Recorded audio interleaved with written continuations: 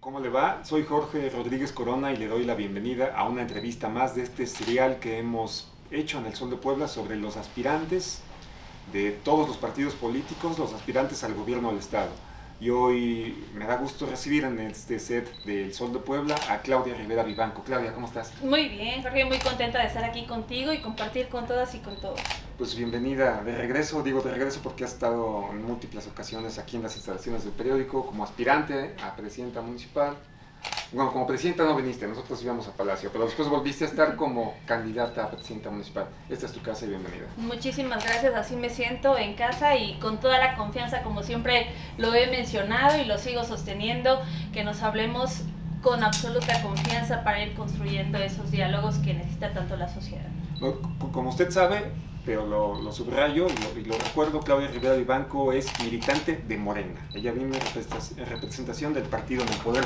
Y Claudia, pues dinos por favor primero, han pasado 17 meses desde que dejaste la presidencia municipal, casi 17 meses.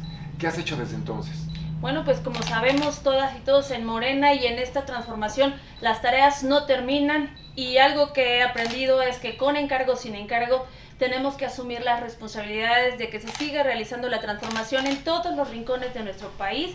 Así es que como activista, como política, como militante de Morena y además fundadora de Morena, como bien lo mencionabas, mi tarea es seguir contribuyendo en el trabajo social y en el trabajo que permita consolidar la cuarta transformación desde todas las trincheras.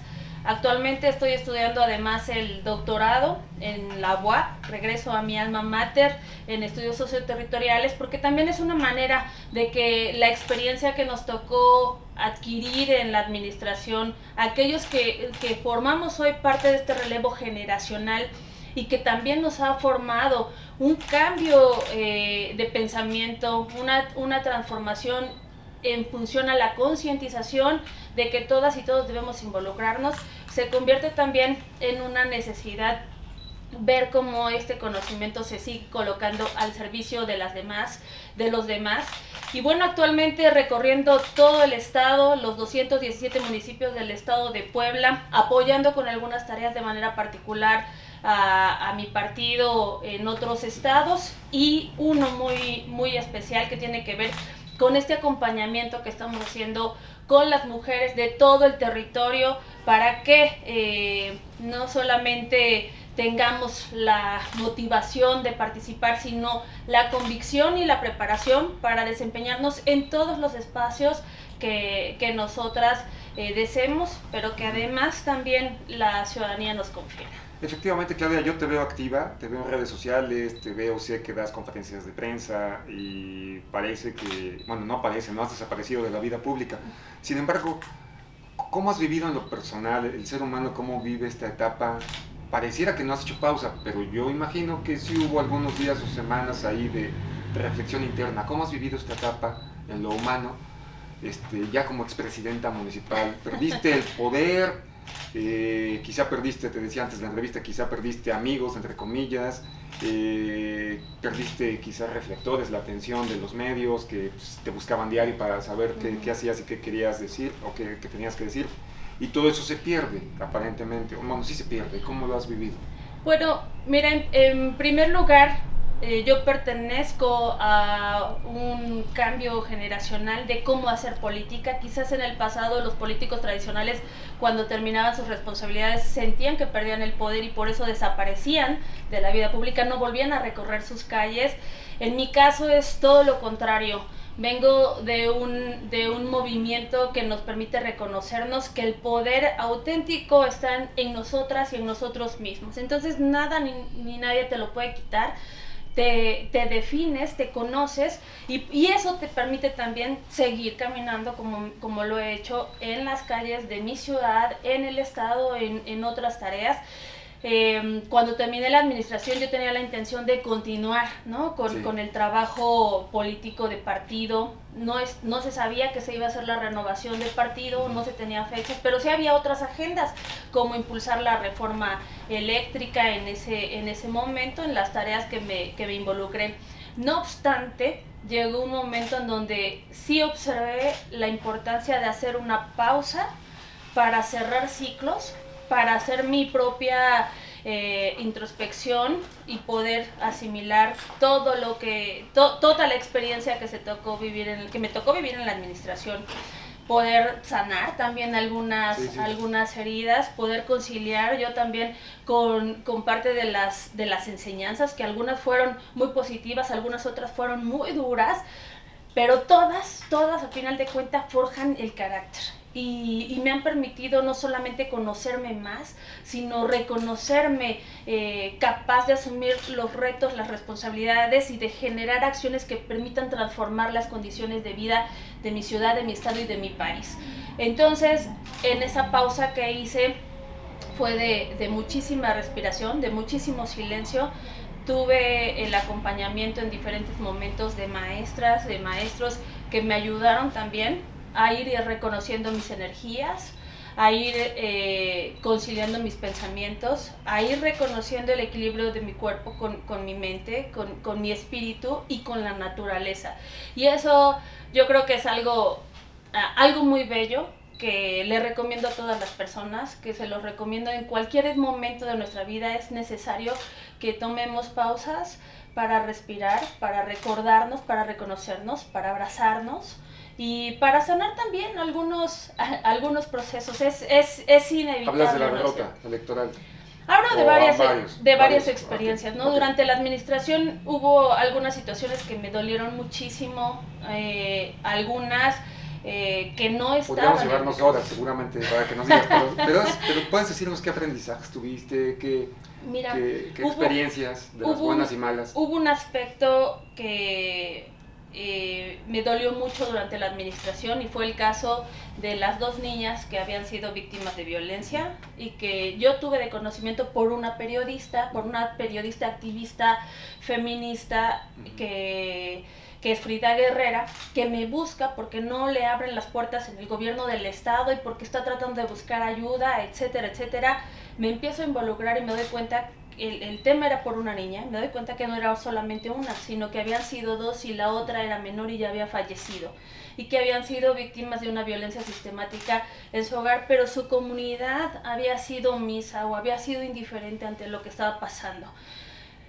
Me dolió tanto porque yo estaba como presidenta municipal, y si no me hubiera buscado la periodista, si no me hubiera enterado de alguna u otra manera, o ella sintió confianza en mí, no hubiera pasado jamás ese trámite o ese proceso por la competencia municipal. Todo se quedaba en el ámbito estatal, porque cuando un menor es violentado de esta manera, tiene que reportarse al ministerio, tiene que dársele vista al DIF estatal, y la institución médica obedece al orden estatal y en su caso federal. Entonces nunca pasa esa problemática por la facultad o el alcance municipal. No obstante, ocurrió en el municipio que me tocaba en el que me tocaba estar trabajando, y entonces sentí una impotencia que me generó también una frustración, porque eso tiene que cambiar, en definitiva tiene que cambiar. Me dolió por muchos días, pero también me ha servido como una motivación para implementar algunas otras cosas. Bueno, como resultado de esa experiencia fue que se abrió durante la administración un concurso para investigación periodística, y que no solamente vimos ese tipo de violencia, sino también el hambre que están viviendo las infancias en nuestro estado, en nuestro municipio, y que aunque la competencia no es directa, obliga a que todas y todas nos involucremos. Entonces, esa fue una. Algunas otras que tuvieron también que ver con el propio aprendizaje de venir del activismo, sí, de venir del movimiento social, y de relacionarte ahora en una dinámica política sin sí, perder tu esencia como persona, sin perder tu esencia como activista. ¿Pudiste hacer eso? Sí, no obstante me costó trabajo, ¿no? Sí lo pude hacer, pero me costó trabajo. Porque muchas veces escuché de diferentes personajes que te criticaban eso, que el activismo no era en ti y en Morena. Digamos que los militantes de Morena que vienen, como tú dices, desde que se creó el partido, desde que era movimiento, que confunden el activismo con gobierno, y que por eso tienen a veces un desempeño deficiente o diferente en el gobierno? Yo creo que les ha costado entender que se rompió el molde del político, de la política tradicional, Sí. y que en definitiva un sistema tradicional nos decía que elijas una cosa, porque si no te dedicas a una sola cosa no vas a ser nadie en la vida. Sí. Hoy yo puedo decir con muchísima certeza que puedes ser y experimentarte en todas las actividades que tú quieras, que te inspiren, que te motiven y en las que quieras contribuir a que las cosas sean mejores para ti y para los que te rodean. No pierdes tu activismo, porque eso es algo que te inspira. En mi caso, que me motivaba mueve, claro, a seguirlo haciendo. Aunque llevaba ya previo de experiencia 12 años en el servicio público, en una institución que ha sido la gran escuela que me tocó tener, que es el INEGI, el reto de la administración municipal era una cosa todavía mucho más compleja y que rebasaba cualquier otra teoría. Entonces, durante la marcha, pues había que acoplarse, aprender, ¿no? Conocer también a mayor profundidad todos los temas que se desempeñan en cada una de las dependencias, la manera en la que íbamos a construir y aplicar el resultado del proyecto de nación en las competencias municipales y las acciones de seguridad, que sin lugar a duda fue el principal reto que teníamos todos. ¿Y estás satisfecha de lo que hiciste y lo que hizo el equipo en el ayuntamiento como presidenta municipal? Mira, me siento satisfecha. Desde luego siempre va a haber cosas que se pudieron haber hecho mejor. Hoy las observo de esta manera, ¿no? Y con humildad puedo decir, hay etapas en donde nos equivocamos. Afortunadamente las pudimos observar y corregirlas, y siempre dimos la cara de todo ello.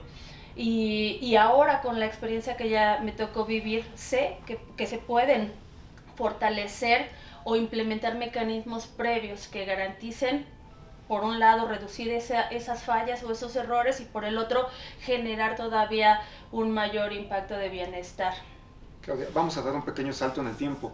Sí. ¿Qué opinas de lo que ha ocurrido en Puebla en los últimos 2 meses y días con la muerte del gobernador Miguel Barbosa y la designación de Sergio Salomón Céspedes Peregrina? ¿Qué opinas de todo lo que pasó?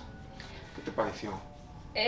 Yo creo que el gobernador Sergio Salomón tiene en estos momentos un gran reto, sin lugar a duda. La transformación en nuestro estado no se logró observar como lo esperábamos todas y todos. Esa es una realidad, sí. Y que también nos toca como Morena asumir y dar la cara, ¿no? Y decir ahora cuál es la estrategia para acelerar el paso y que la transformación verdaderamente llegue a toda la entidad poblana. Sí. Y entonces, en ese sentido, el gobernador Sergio Salomón tiene ese reto, pero también tiene una enorme oportunidad. Y yo algo que puedo reconocer en este momento es que es muy atinado el hecho de que esté recorriendo toda la entidad, sí. Que esté buscando conciliar y también ofrendando el compromiso y la responsabilidad de acelerar los procesos que desde su competencia, desde la competencia estatal, tienen que ir garantizando un piso parejo para todas y para todos. Yo ahora que estoy recorriendo el estado, pues sí, observo, ¿no? Desafortunadamente muchas de las regiones que no han tenido el acercamiento ni con su propia autoridad local y tampoco con la estatal, ¿no? El único programa que reconocen son los programas federales, sí. Entre esos los de adultos mayores, temas de solteras, los de Sembrando Vida, porque sí se está reactivando el campo en muchos de los municipios en nuestro territorio estatal. No obstante, sí hace falta mucho que trabajar, y yo estoy convencida de que tenemos que reforzar desde todos los espacios, y ya con miras a 2024 la estrategia es esa, que la transformación verdaderamente llegue a los 217 municipios del estado de Puebla. Claudia, como militante de Morena y como un liderazgo que acaba de ser presidenta municipal de la capital, ¿te pareció correcto el proceso que se realizó para elegir al gobernador sustituto? Porque en esas horas en las que no había sí. todavía pues hubo muchas presiones de muchos grupos que intentaron influir. ¿Te pareció correcto lo que ocurrió? Siempre voy a estar en contra de las presiones políticas, sobre todo de aquellos que obedecen a intereses particulares. Sí. Y sin lugar a dudas se observó ese tipo de prácticas. No obstante, la responsabilidad constitucional residía en el Congreso del Estado y el Congreso ejerció su facultad, así es que no hay, digamos, que ahí hacia donde lo demás son meras opiniones, era su facultad del Congreso, es decir, ejercieron su derecho constitucional. 41 personajes ahí, pues había que conciliar. Su deber. Y lo importante es vigilar, que nunca sean mediante malas prácticas o intereses de unos cuantos. ¿Tú intentaste influir ese día, el 14 de diciembre? No intenté influir para nada. Me mantuve sustituta. Más bien recibí algunas llamadas de México donde me preguntaban si tenía yo algún candidato, algún gallo. Facultades. Que si estaba yo preparada. Que si estaba yo preparada, que estuviera yo pendiente, que probablemente se iba a convocar a una reunión, etcétera, palabras más, palabras menos, ¿no? El que vea, y que estuviéramos también con la claridad de cerrar filas. Entonces, de eso no tengo la menor duda, eso le hemos apostado desde un inicio, desde que se empieza a conformar Morena como partido político, a que las tareas de unidad, de convicción y de respeto de los principios del proyecto sean garantes de todas y de todos. Entonces, solo te preguntaron, pero nunca intentaste tú presionar o hacer ni algo para presionar, quedar como... ni decidir, no, de mi parte no, siempre he sido muy institucional, muy respetuosa y también asumir con mucha seriedad los mandatos que se me vayan a conferir por parte del partido y desde luego por parte de la ciudadanía. Claudia, ahora mirando hacia el futuro, un futuro cercano, ¿quieres regresar al servicio público? Ya sé que has dicho que sí, pero confírmalo aquí otra vez, por favor. ¿Quieres regresar al servicio público? Por supuesto que sí. Yo, si algo tengo claro, es que yo soy una persona que va a ser de utilidad para la transformación de mi país, de mi patria. Mi madre nos educó de esta manera, mi madre y mi padre nos dijeron, tienen que involucrarse, jamás permitan que la indiferencia sea un principio de ustedes, y desde todos los espacios en donde estén, disfruten la vida, agradezcan por esa vida e involúcrense para que las condiciones siempre sean de calidad para ustedes y para todos los que les rodean.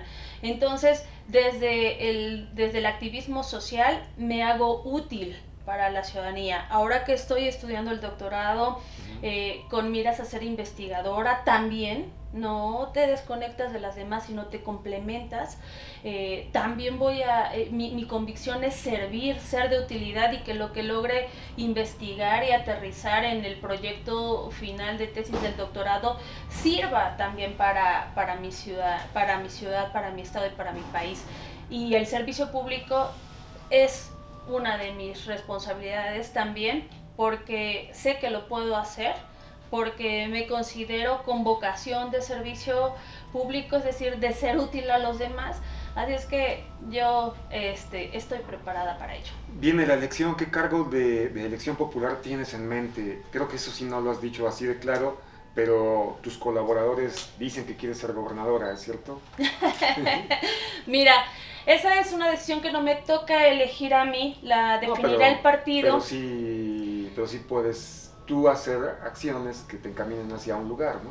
Mira, yo... Por eso estás recorriendo el estado. ¿Ves?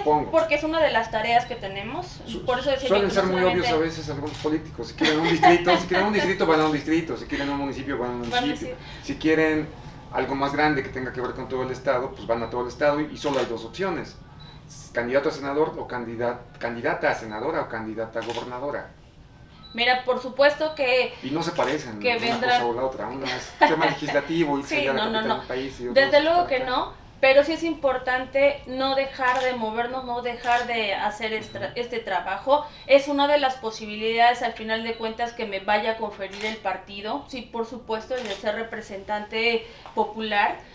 Y efectivamente lo hará el partido mediante una encuesta, algunas de las encuestas que ya han sacado algunos de los que han levantado la mano para la parte de la gobernatura del estado, algunos compañeros que han levantado la mano sin lugar a duda, en sus mediciones, en sus encuestas, se evalúan perfiles mujeres y perfiles hombres, y quiénes son perfiles conocidos. Y en todas esas encuestas me han colocado también a mí como una posible candidata, y de las mujeres, en el caso solamente de puras, de que se definiera género mujeres, a las mujeres que han estado evaluando, pues hay una notable diferencia en el conocimiento que la ciudadanía tiene, y sobre todo que soy hasta este momento el perfil que reconocen de Morena, ¿no? Sí. Al ser fundadora, al ser de cantera morena, etcétera, me colocan en una posición muy alta. Pero ¿por qué te decía que no basta con tener la intención de competir o de participar? Porque el partido será quien, mediante su insaculación, que es uno de los procedimientos que tiene, defina en dónde van a competir primero mujeres y en dónde van a competir hombres. En 2024 se compiten 8 estados más la Ciudad de México, además de la presidencia de la República. Y las diputaciones federales, que son 15 en nuestro estado, los 26 distritos locales, los 217 municipios, sus respectivas regidurías. Bueno. Perdón que te interrumpa, te voy a dejar seguir ahorita, porque justo eso te iba a preguntar. Pero ya te estás adelantando, pero quiero preguntártelo. Nos vas a explicar ese proceso. ¿Cómo elige Morena? A ver, ahorita nos vas a decir. ¿Elige si es hombre o mujer en función de quién es el perfil que aventaja en las encuestas, o quién quiere Morena que sea el candidato y así acomoda a su conveniencia? ¿O elige primero el sexo y después ve quién podría ser el mejor, ya sea hombre o mujer? ¿Qué escogen primero? Se va a definir primero el género que va a encabezar en cada una de las entidades. Te comentaba que son 8, para 2024 serán 8 estados más la Ciudad de México, digamos que a nivel de gubernatura. Por lo tanto, 5 de esos espacios tendrán que ser encabezados por mujeres. Al día de hoy, en los 9 espacios han habido ya compañeros hombres que han levantado la mano, ¿no? De que yo pudiera participar, competir. No obstante, 5 de ellos no serán, es decir, tendrá que ir una mujer. En el caso de Puebla, una de las características que ha tenido es que históricamente han sido hombres. Los últimos 2 procesos que ha tenido Morena, porque también Morena busca hacer esa alternancia de donde ya tocó hombre, perdón. Lleva 3 en realidad Morena, ¿no? Lleva 3, un profesor de la UAP que no recuerdo ahorita su nombre, si lo agregamos ya lleva 3 candidatos hombres Morena. Pues hay un investigador de la UAP que fue candidato antes que Miguel Barbosa. Ah, sí, claro, Enrique, ¿no? Bueno, hay por ahí uno, entonces ya lleva 3 hombres. Sí, bueno, además es que 2018 es la primera vez en todo nuestro país que se permite, que se logra garantizar que haya paridad de género, ¿no? Bueno, ya mediante la ley. Entonces, no obstante, hay esta chance. Si me preguntas, yo estoy convencida de que nuestro estado va a ser gobernado por una mujer, y que las mujeres, no solamente en nuestra entidad poblana, sino en todo el territorio nacional, vamos a tener una enorme relevancia por los diferentes encargos que vamos a asumir, y que nos van a permitir demostrar que siempre estuvimos preparadas para ocupar esos espacios que históricamente se nos habían negado. Y no solamente eso, sino que vamos a transformar las condiciones de vida de nuestro país, de nuestro estado y de nuestros municipios. ¿Y qué te parece que sean 2 hombres los que puntean las encuestas? Quizá lo puntean porque empezaron su carrera por la gobernatura mucho antes. A veces es un tema de estar difundiendo el nombre, el personaje, para que la gente lo tenga en la mente como él quiere, entonces por él opino cuando alguien me encuesta. Mira, también hay una característica particular, ¿no? Que tienen un encargo actualmente, que están desempeñando funciones en diferentes instancias, y que pues eso sin lugar a duda les da también un foco mediático, ¿no? Una responsabilidad de estar haciendo trabajo. No obstante, te puedo decir que dentro de los 2 perfiles varones que han levantado la mano, yo voy arriba, ¿no? de alguno de ellos en conocimiento, en reconocimiento de Morena. Y bueno, también algo que me han hecho ver algunos compañeros es que si bien los 2 compañeros varones que han levantado la mano y que están haciendo trabajo, uno senador, uno diputado, Los dos vienen obviamente de esa militancia del PRI, uno desde años atrás ya sumado al proyecto de transformación, otro más recientemente, y yo soy la única que nace de este proyecto, ¿no? Con menos tiempo quizás en el ejercicio político, pero sí muchos años de la convicción y en el activismo social, ¿no? Y ya en esta tarea. Algo que nos debe de quedar claro a todas y a todos es que si el género define que es mujer, se tiene que cerrar filas con el perfil que abandera. Si me toca abanderar, pues por supuesto que yo esperaré que mis compañeros, diputados, senador y todos los demás que hayan levantado la mano cierren las filas, porque ese es un compromiso que se tiene que honrar cuando uno decide participar en las filas de Morena y competir mediante las reglas y los mecanismos que pone Morena. Si el género obedece que sea hombre en el estado de Puebla, mi responsabilidad y mi obligación es también cerrar filas con quien vaya a abanderar y dar mi máximo esfuerzo para que la transformación llegue en el estado. Claudia, el proceso del que hablas y las reglas de las que hablas son las reglas formales, lo que está escrito en el papel, pero pues muchos creemos que el que elige, principalmente cuando se trata de escoger un candidato a gobernador o gobernadora, es el presidente López Obrador. ¿Él es realmente el gran elector en Morena? Pero yo creo que el presidente Andrés Manuel López Obrador ha sido muy respetuoso de las reglas que el propio partido fue diseñando. Pues a él le tocó formar parte del diseño de esas reglas, del diseño de la cartilla moral, ¿no? Porque tenemos una cartilla político-moral de ética donde se establecen y se refuerzan los principios que vienen ya plasmados en los estatutos. Recientemente se reformaron también algunos de estos estatutos y que ahora obligan, porque ese va a ser un requisito también para todas y todos los aspirantes de Morena a cualquier encargo, haber cumplido una capacitación y una certificación de formación política que a través del Instituto Nacional de Formación Política que tiene Morena se pueden ir acreditando, ¿no?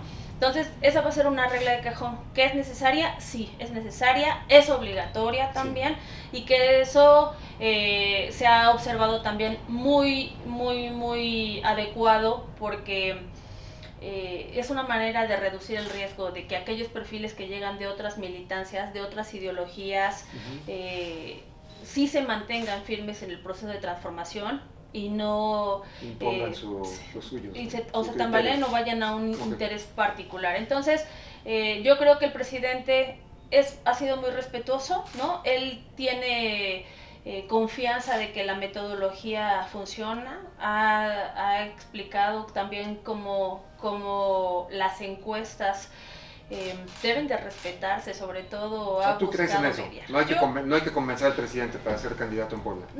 No solamente, él ha sido muy respetuoso, yo creo que confía en el proceso que se está estableciendo desde la vida partidaria. Y yo, por supuesto que confío en las encuestas, porque eso fue lo que me permitió ser candidata en 2018, eso fue lo que me permitió ser la candidata, o que mi partido me nombrara, me asignara la responsabilidad de ser la candidata en 2021, y que sin lugar a duda me siga considerando para diferentes tareas en las que hoy me desempeño. Yo creo que los que no creen en las encuestas, porque también ha habido compañeros que dicen es que ya no creen en las encuestas, son porque no les favorecen, pero aquí no hay de otra, nada de berrinches. Si decides competir bajo estas reglas que está implementando Morena, hay que respetarlas, hay que honrar el juego, un juego limpio, y respetar el resultado. Claudia, vamos a ver espectaculares en las calles de Claudia Rivera Vivanco. O ya, y a lo mejor no los he visto, no sé, pero algunos compañeros de partido tuyos ya están ahí, invadieron la zona metropolitana con espectaculares, algunos ya están pintando bardas también en los municipios del interior. Sí, mira, no estoy de acuerdo con ese tipo de prácticas. Ya llegarán los momentos electorales, el tiempo electoral, y durante el tiempo electoral está permitido diferente tipo de publicidad, pero hasta que no llegue ese momento electoral, me parece que previamente no es conveniente ni siquiera para la estrategia visual, sí, ¿no? Para el clima social. Sí. Y yo creo que la estrategia es la que marca Morena, andar recorriendo el territorio, hacer trabajo de campo, como dice el presidente Andrés Manuel, ensuciarse los zapatos, seguir tocando puertas, tocando conciencias, tocando corazones y demostrar el trabajo en campo. Yo algo que aprendí también es que trabajo mata grilla, sí. Así es que en esas me voy a estar yo enfocando. Claudia, ¿qué te parece la incursión de Julio Miguel Huerta como aspirante al gobierno del estado? Es secretario de Gobernación desde a partir de la muerte de Miguel Barbosa. ¿Merece ser incluido en la lista de aspirantes? Pues mira... No sabíamos nada de él antes, más que era el poder real en gobernación y que era el primo de Barbosa. Yo creo que todos, hombres y mujeres, en el pleno ejercicio de sus derechos políticos, tienen esa libertad de levantar la mano, de inscribirte. De hecho, Morena abrirá una convocatoria para quienes aspiren a la candidatura a la presidencia de la República, que se inscriban en esa libertad y bajo el principio de ejercer sus derechos políticos.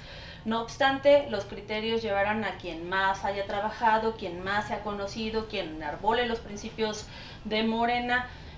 Sobre su perfil del actual secretario de Gobernación no podría yo opinar nada, no conozco, además ni su trayectoria ni su trabajo, pero en estos momentos cualquiera puede aspirar. De acuerdo. Sí, sabemos de la mala relación que tuvieron Miguel Barbosa y tú, de la persecución en tu contra, ¿no? Que incluso hoy todavía tiene sus secuelas, porque pues, venían en esa dinámica el gobernador fallecido. ¿Cómo es tu relación con Sergio Salomón Céspedes? Yo creo que será importante también, Gerardo, que no, Jorge, perdón, que no,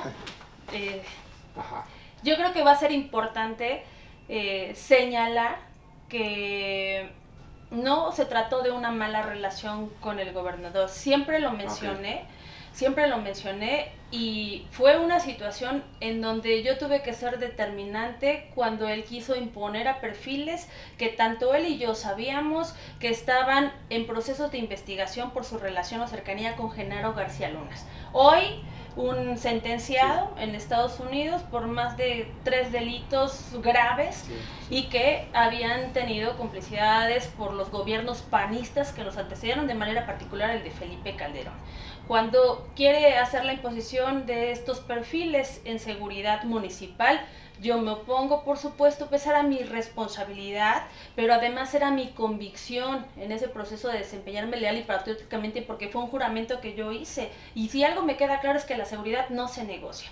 Y eso, sin lugar a duda, generó también una situación que no le gustó a un perfil que tiene estas características, o que tenía estas características quizás de que se pudieran ejercer, y a mí otro que tiene que dar soluciones, pero también mantenerse firmes cuando algo puede poner en riesgo la seguridad de las y de los poblanos.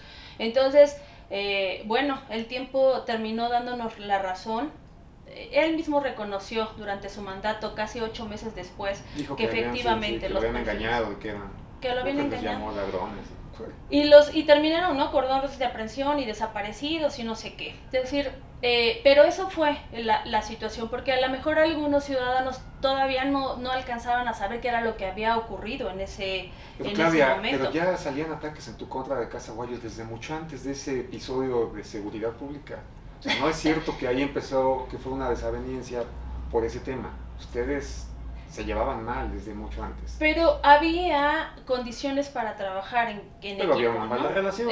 Pues digamos que diferente, porque él era un perfil con unas características quizás más trabajado en una política tradicional o a la antigüita, y yo en otra dinámica, ¿no? Además con una convicción de retar algunas prácticas, roles sociales o estereotipos que habían limitado también nuestra expresión como jóvenes, como mujeres, como gente de las causas sociales, ¿no? Entonces, pues, fueron algunos de los temas. Ahora la relación con el ejercicio de gobierno, con el gobernador Salomón, pues es institucional, es de respeto. Yo le hice de reconocimiento el reto que asumía, también la oportunidad que teníamos como proyecto de transformación y mi compromiso para sumar en que se faciliten las tareas, ¿no? Como ciudadana, como militante,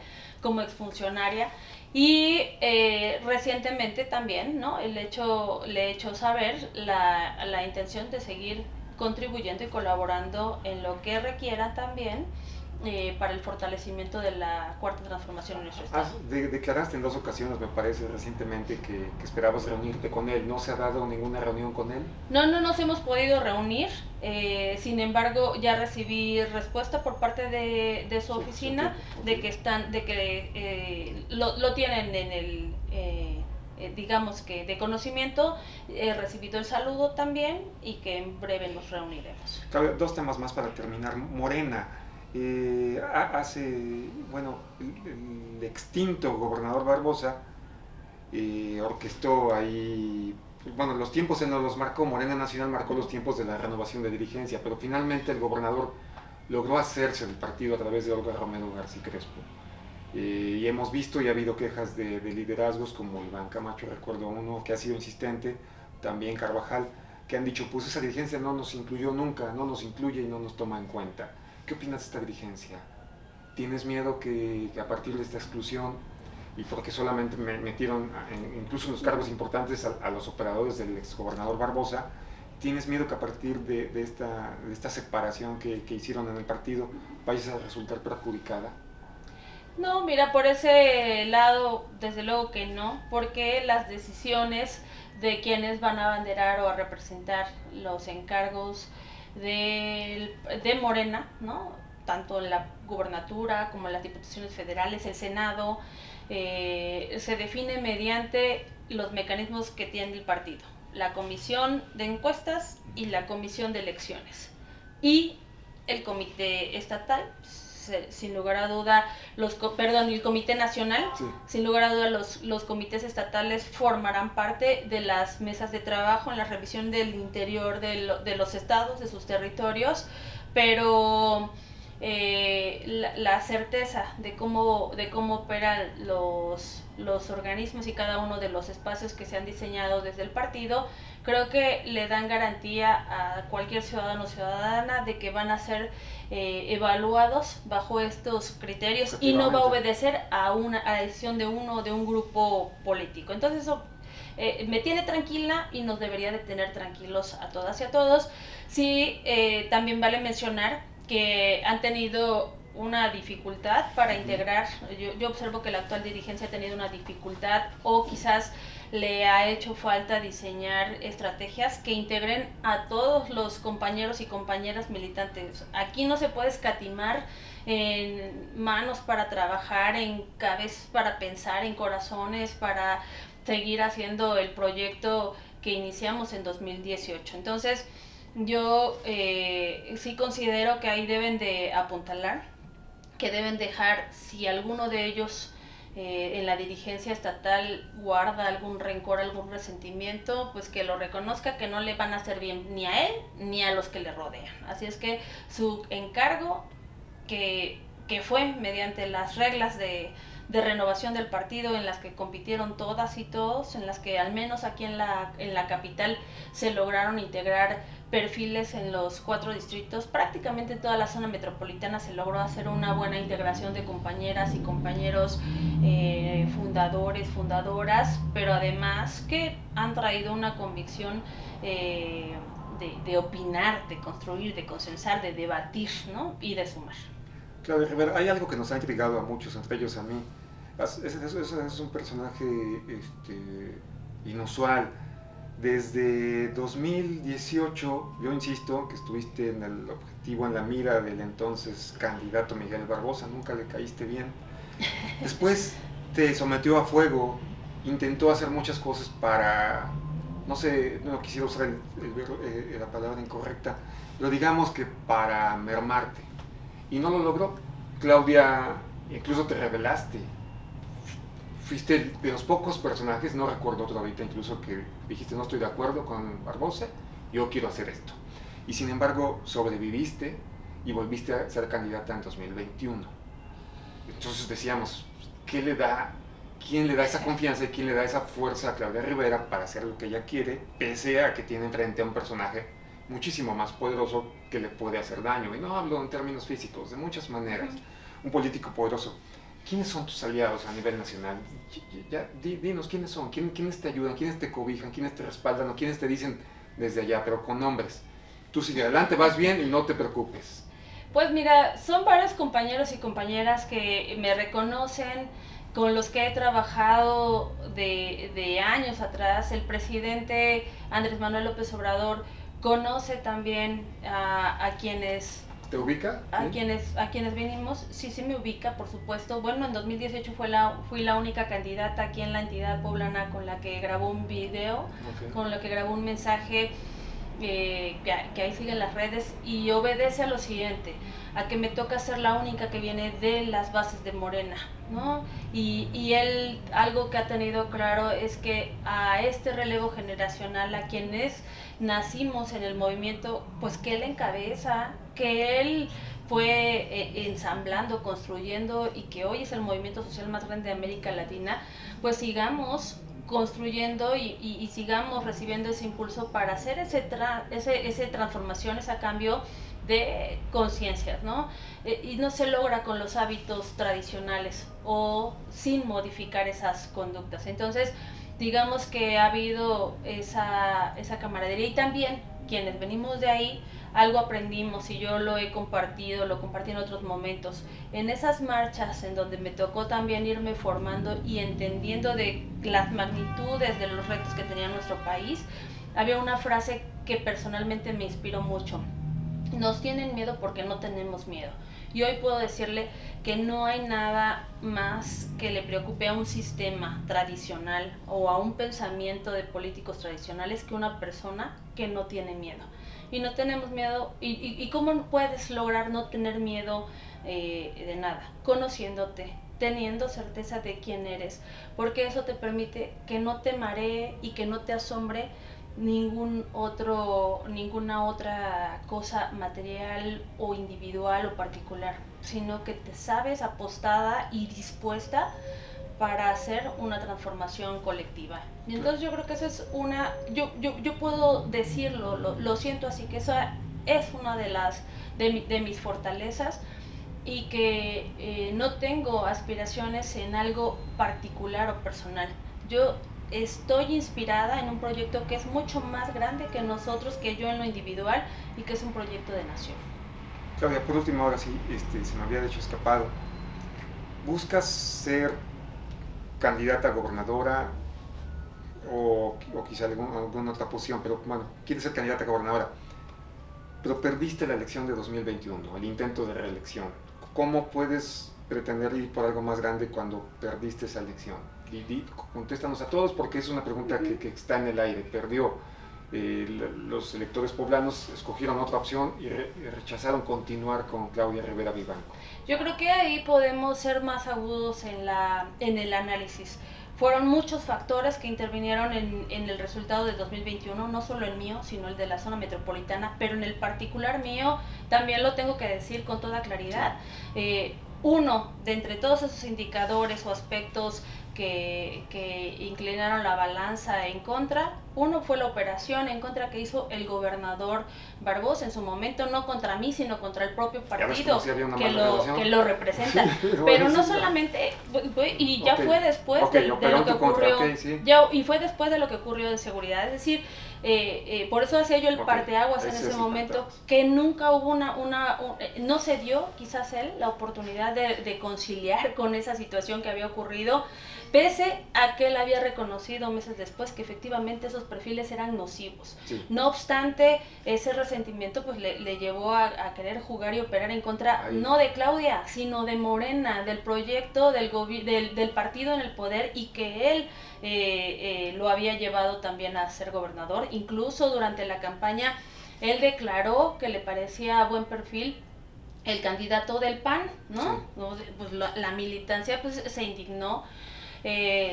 Sin embargo, ¿qué elementos yo puedo decir o con qué calidad moral o ética me atrevo a pararme y decir, oigan, yo puedo competir? Pero primero acaba el análisis. Ese es un factor, la operación del gobernador en tu contra. ¿Qué más factores intervinieron para que perdieras?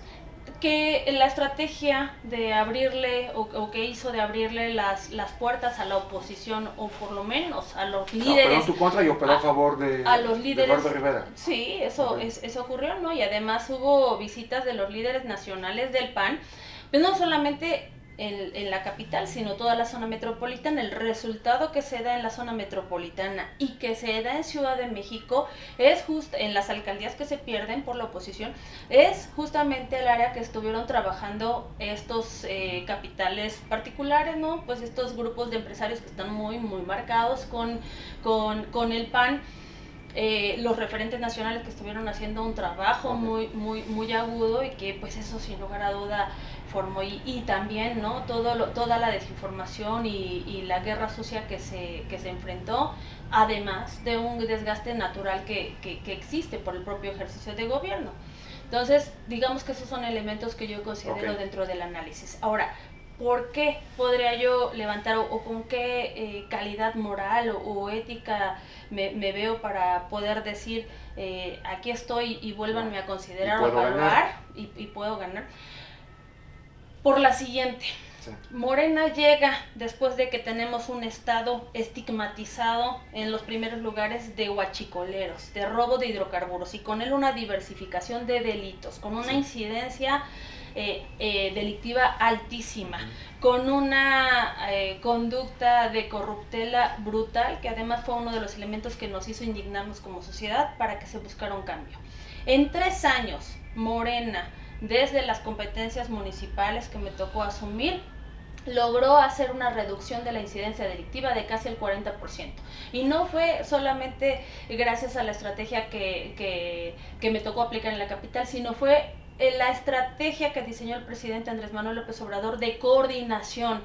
Teníamos que limpiar nuestras corporaciones, trabajar en equipo con la Guardia Nacional, con la Sedena, la Guardia Nacional de Información y la Sedena, las policías estatales, municipales, el gobierno federal, y eso permitió sí hacer más operativos, sí hacer una mejor vigilancia, sí hacer una estrategia de prevención más aguda, y otra de las tareas era fortalecer las policías municipales, ¿sí? Y eso ocurrió de 9,000 pesos que ganaban los policías, al término de la administración ganaban más de 14,000, de nunca haber tenido una certificación policial, es decir, que nos hubieran evaluado para el cumplimiento de la ley, para el equipamiento, etcétera, se logra tener una certificación policial, se logra activar la Academia de Policías y tener una certificación nacional e internacional. Nunca habían tenido los policías chalecos propios, cascos balísticos, nunca habían tenido, se les adquiere, imagínate, son sus herramientas de trabajo. Se crea la aplicación de seguridad incluyente, que todos mediante su celular podían tener al acceso un número de emergencia, pero también un geolocalizador que nos permitiera actuar de mejor forma. Se hace una redistribución territorial que permite también una prevención más puntual del delito, pero también una actuación en emergencia o en flagrancia más efectiva, más eficiente, entre algunas otras cosas, ¿no? Nunca habíamos tenido nuestro propio equipo de grúas o sistema de grúas, que incluso daba un servicio gratuito, hoy me parece que ya no. Ambulancia en el equipo, se logra hacer, y todo el cúmulo de esa estrategia que ha diseñado el presidente Andrés Manuel, me toca dar testimonio de que funciona, porque eso fue lo que nos permitió hacer una reducción del 40% de la incidencia delictiva. Por tipo de delito, unos más, unos menos, pero en todo se logró reducir. Incluso en la propia de percepción, al inicio de 2018, 9 de 10 poblanos se sentían inseguros. Al término de la administración en 2021, esa misma encuesta que nos mide a todos los municipios decía que 6 de cada 10. Es decir, se logró ver una reducción importante. Hoy ya se volvió a disparar. Pero otro elemento... Yo tengo una teoría, pero que fue por la pandemia. Porque los índices bajaron a nivel nacional y están volviendo a subir en 2022. Pero pero finalmente las acciones que mencionas las hiciste. Es que en la pandemia se tipificaron a otro tipo de incidentes delictivos, o sea, no desaparece, solamente se migra, se mueven a otro tipo de indicadores. ¿Qué puedo decir que generó? Que se dejó de hacer la coordinación. Hoy el gobierno municipal de Puebla no trabaja en coordinación con la estrategia nacional. Y lo mismo está pasando en los estados donde gobierna el PAN, que no quieren sumarse a la estrategia que ha aplicado el presidente Andrés Manuel López Obrador. Y en el caso del estado, lo que lograba mejorar en la ciudad, pues generaba también un punteo positivo para el resultado estatal. Entonces, yo por eso decía que doy testimonio de que la estrategia del presidente funciona porque radica en la coordinación. Cuando una entidad, si no lo hiciste sola, por crisis política, no quiere hacerlo como hoy lo estamos viendo, pues vuelve a dispararse la incidencia delictiva y a eso sumándole si hubiera otras complicidades. Otro elemento por el cual me siento con la calidad de poder decir aquí estamos y funciona la estrategia es que en 3 años se logró lo que ningún otro partido había logrado, que nos antecedieron en gobierno, PRI y PAN, que era dejar al municipio de Puebla sin deuda pública. Eso es resultado de otra acción que ha implementado Andrés Manuel López Obrador, que es el combate a la corrupción y una política de austeridad republicana, es decir, dejar los gastos superfluos y enfocarlos al bienestar social. Esas tareas permitieron que en 3 años se acabara la deuda pública del municipio y que además el recurso que se había logrado fortalecer de las finanzas municipales se destinara directamente a obra pública, acciones de infraestructura social, principalmente en las juntas auxiliares. Ese es un récord histórico que también se logra hacer con recursos del municipio, sin estar esperando a ver si va a haber o no va a haber recurso en medio de una pandemia. Entonces funciona la estrategia y esas tareas que hicimos de combatir la corrupción, además de haber alcanzado la posibilidad de dejar al municipio de Puebla sin deuda, nos dieron el reconocimiento a nivel nacional como el municipio más transparente, ¿no? Hace unos momentos me preguntaba si he tenido o que he tenido persecuciones con las auditorías, con una u otra dependencia. Sí, y durante la administración todos los excesos quizás de auditorías que nos hicieron, la enorme ventaja es que a todos les dije que sí se hicieran, que se realizaran en tiempo real y durante ese tiempo no observaron ninguna mala práctica, ninguna anomalía y eso entonces me da la tranquilidad porque si en el tiempo real no se encontró ninguna anomalía, ya años después va a aparecer cualquier cosa sospechosa, ¿no? Y además la enorme ventaja de que esa conducta fue la que permitió que nos reconocieran de los 2.467 municipios que tiene el país, al municipio de Puebla como el más transparente. Por último, entonces, para resumir todo esto que nos has dicho, ¿piensas que la gente, los electores, los ciudadanos, sí estarían dispuestos a apoyar a Claudia Rivera, pese al resultado del 2021? Yo creo que algo que tienen, y lo observo así ahora que estoy recorriendo... Hablo de todo el estado. Que estoy recorriendo todos los municipios. Lo que observo es que la ciudadanía está convencida de que las cosas tienen que cambiar y que lo que se está logrando a nivel federal, lo que se logró en el municipio, como estas acciones de dejar sin deuda pública al municipio, de reducir la incidencia selectiva, de combatir la corrupción, son lo que necesitamos como Estado y como país. Entonces están apostados a que continúe esa transformación, el trabajo, y esto que estoy diciendo no lo digo que lo hizo Claudia, me tocó encabezarlo, pero fue el resultado de un proyecto de nación que encabeza Morena y que doy testimonio de que funciona. Ok, Claudia, terminamos. Muchas gracias. A ti, mi querido Jorge, Pues muchas gracias. Gracias a usted. Esta fue una entrevista con Claudia Rivera Vivanco. Nos vemos en próximas emisiones.